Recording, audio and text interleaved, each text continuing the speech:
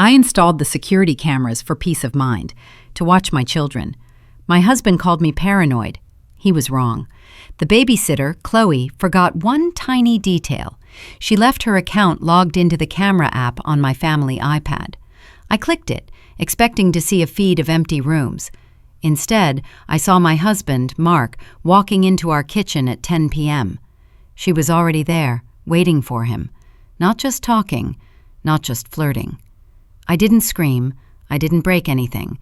I just watched the whole thing, live. And when it was over, I didn't press delete. I pressed share to every single contact on Mark's phone, including his entire executive board. This is the story of the footage they tried to bury. My life, like my home, was supposed to be modern, organized, and above all, safe.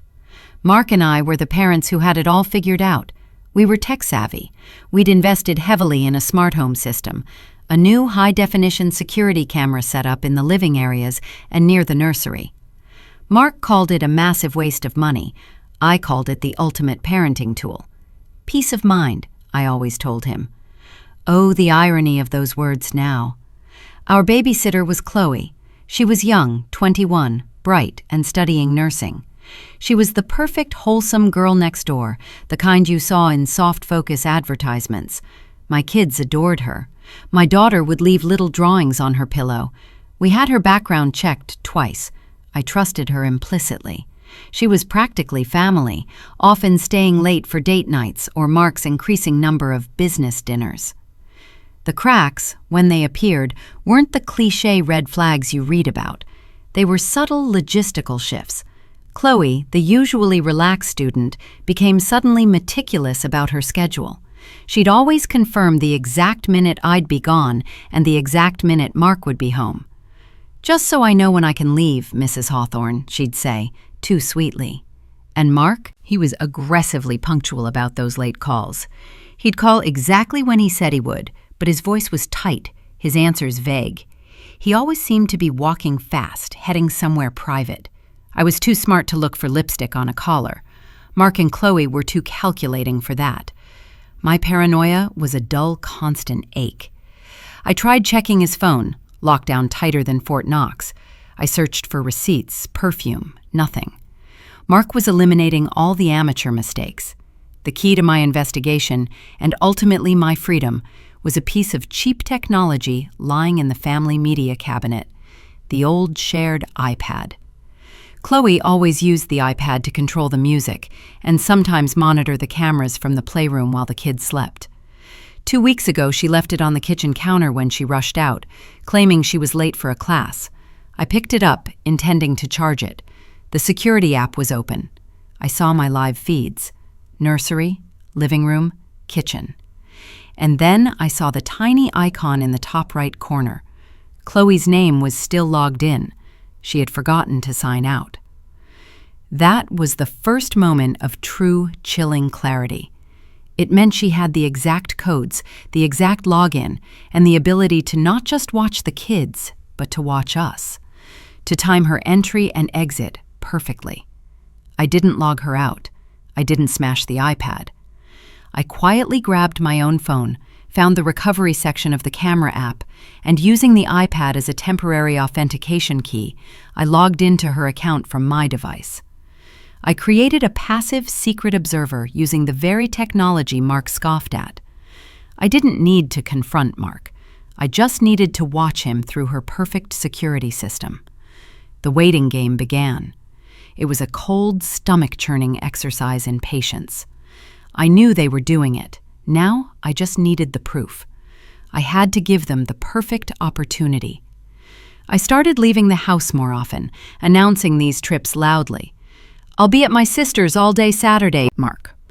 I'm going to the spa after work, need a full 8 hours." I was setting the bait, giving them the perfect, unrestricted window of opportunity.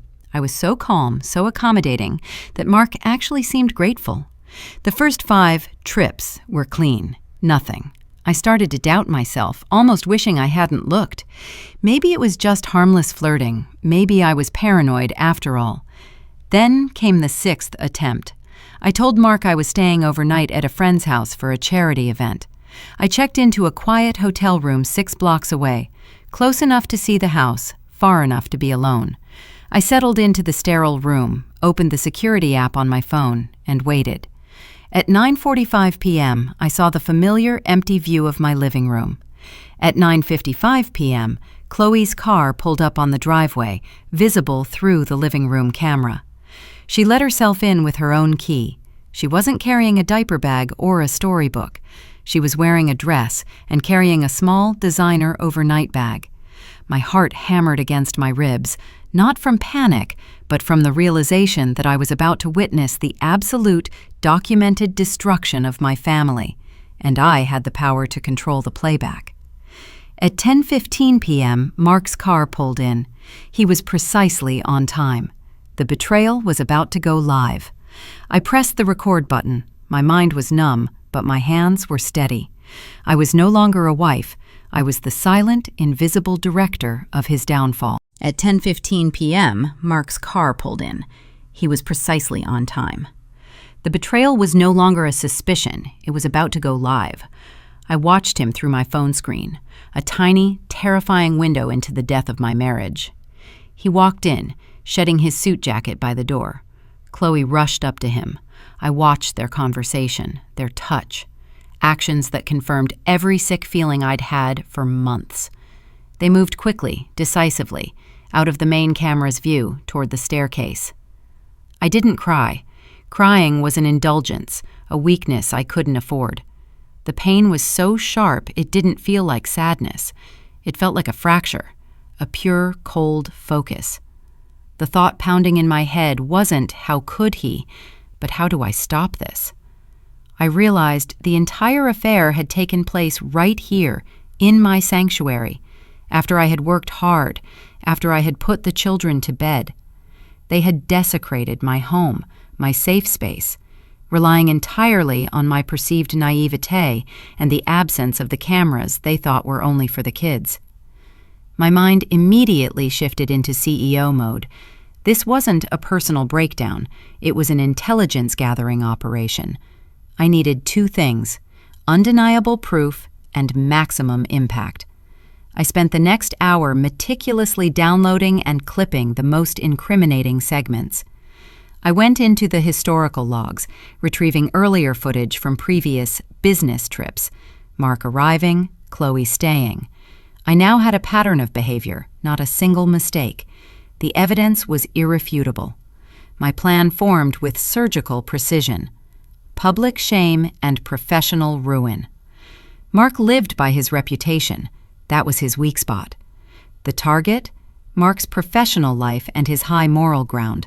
The medium, his own phone, making it look like a tragic, catastrophic accident or a self-inflicted wound. I immediately drove back to my house. I was calm, collected, and invisible. Mark's car was still in the driveway. I found his work laptop in his study. I knew his password, our daughter's middle name, the password he never bothered to change. First, I logged into his personal email. I sent a single, short email to myself containing the video clips, then immediately deleted the evidence from his sent folder, just in case. Then I focused on the target, his contacts. I needed a wide net. I went into his contacts list and created a new group, Mark's Most Valued Connections. This included his entire executive board, his closest colleagues, the major shareholders, his parents, his golf buddies, and every contact marked investor or partner. He had over 300 names in that group. I didn't use an anonymous burner phone. I used his own company email, adding a layer of authenticity and internal disaster to the revelation. I wrote the subject line, Mark's new business partner, uncensored footage, confidential. The word partner would get everyone in his professional circle to click immediately. I attached the most damning 30-second video clip, Mark and Chloe right at the beginning, and hit send. I then deleted the entire group, emptied the trash folder, logged out of all accounts, and closed the laptop. I had just detonated a bomb in his social and professional life. And they were still upstairs. I grabbed my own bag, walked out the front door, and drove my car slowly down the street, parking just around the corner. I wanted to hear the explosion. The moment the email hit, The phone calls started. Not mine, but Mark's. His phone, which he had foolishly left on the kitchen counter, began vibrating wildly. First a text, then a barrage of calls. The incessant, frantic noise was the sweetest sound I had ever heard. It was the sound of my revenge taking root. Chloe came downstairs first, pulling her dress straight, looking panicked by the noise. She looked at the vibrating phone, then nervously back toward the stairs. She knew something was catastrophically wrong. Mark came down seconds later, zipping up his trousers, his hair messy. He saw his phone and his face turned the same color as the white wall behind him. The adrenaline of the affair had been replaced by the paralyzing shock of exposure. He picked it up, read the first message, likely a text from his chairman, and his knees visibly buckled. He looked at Chloe, then at the camera over the mantelpiece, then out the front window. And that's when he saw me. I got out of my car and started walking slowly toward the house. I wasn't watching them through the app anymore. I was watching them in real life, delivering the final blow. The time for secrecy was over. The time for the public execution of his reputation had begun. I watched them, standing on my driveway, not through the app, but with my own 2 eyes. They were caught in the center of the disaster I had orchestrated. Mark dropped the phone. It clattered on the marble floor. He didn't pick it up. He just stared at the front window where I stood, a silent, black silhouette. He started pleading. The loud, confident CEO was gone, replaced by a panicked, pathetic man. "Rebecca, please, it's just one time, I swear. I can fix this. Please, delete the email." I ignored him. I didn't acknowledge his words. I walked straight past him, my high heels clicking sharply against the tile, a sound of finality. Chloe, who had been whispering frantically, fell silent. I walked to the kitchen counter, picked up the iPad, and meticulously logged Chloe out of the camera app for good. "It's not just one time, Mark," I said, turning back to him. My voice was low, colder than the ice in our freezer. "And I didn't delete the email. Your parents, your board, your biggest investors, they all saw your business meeting. You're ruined." As the truth sank in, Mark sank onto the couch. Chloe, however, went into full panic mode. She realized the digital world was collapsing around her, and she focused on escape. She rushed toward the front door, grabbing her designer overnight bag. This was the moment I had planned for, the ultimate, cold, legal blow. I stepped swiftly in front of the door, blocking her exit. "Stop right there, Chloe." She pointed a shaking finger at Mark. "You told me she was gone. You promised me." "Save it for the police," I cut her off. I looked straight at Mark. "You gave her a key to our home without my knowledge. She used that key to enter a private residence after her work shift and for non-work-related purposes. That's not infidelity, Chloe. That's aggravated trespassing and potentially breaking and entering." I pulled out my phone again, dialing the police non-emergency line, but speaking loudly enough for both of them to hear. "Yes, I need to report a known individual who has illegally entered my property using an unauthorized key. She is currently refusing to leave. Yes, I have video proof of her unlawful entry." Mark, hearing the word police, shot up from the couch. "Rebecca, don't! This is crazy. She's just a girl." "She is a criminal accomplice, Mark, and you are about to be implicated as her accomplice in the unauthorized use of company assets for personal gain. When they arrive, Mark, you have a choice. You can stand here and defend your mistress and sacrifice what's left of your career, or you can step back and let the law take its course." Mark's final choice was a whimper. He looked at the chaos, the ruined reputation, and the potential legal fallout. He backed away from Chloe, his arms dropping to his sides in total defeat. He chose the remote chance of saving his financial hide over his lover. The police arrived 5 minutes later. Chloe was hysterical, shouting accusations at Mark, screaming at me. But the officers only saw 2 things: a distressed homeowner, me, reporting an unauthorized individual, Chloe, who had admitted to using a non-standard key, and video footage confirming she was not there for work.